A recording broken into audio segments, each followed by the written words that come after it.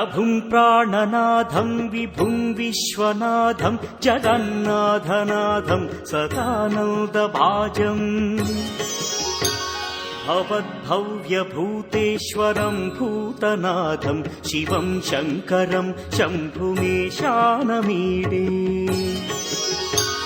गळेरुण्डमालं तनौ सर्पजालं महाकालकालं गणेशाधिपालम्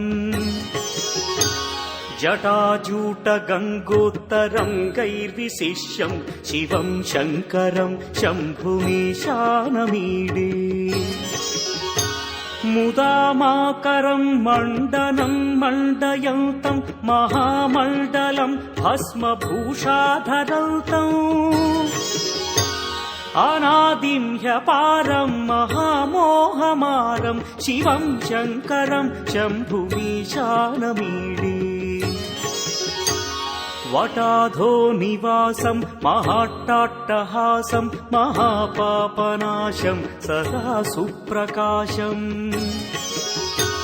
गिरीशं गणेशं सुरेशं महेशं शिवं शङ्करं शम्भुमीशानमीडे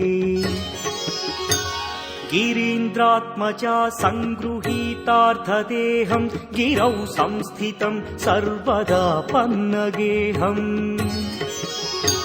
परब्रह्म ब्रह्मादिभिर्वन्द्यमानं शिवं शङ्करं शम्भुमीशानमीडे कपालं त्रिशूलं कराभ्यां दधानं पदाम्भोजनं राय कामदधानम् बलिवर्धयानं सुराणां प्रधानं शिवं शङ्करं शम्भुमीशानमीडे शरच्चन्द्रगात्रं गणानन्दपात्रं त्रिनेत्रं पवित्रं धनेशस्य मित्रम् अपर्णाकळत्रं सदा सच्चरित्रं शिवं शङ्करं शम्भुमीशानमीडे हरं सर्पहारं चिताभूविहारं भवं वेदसारं सदा निर्विकारम् श्मशाने वसन्तं मनोजं दहन्तं शिवं शङ्करं शम्भुमीशानमीडे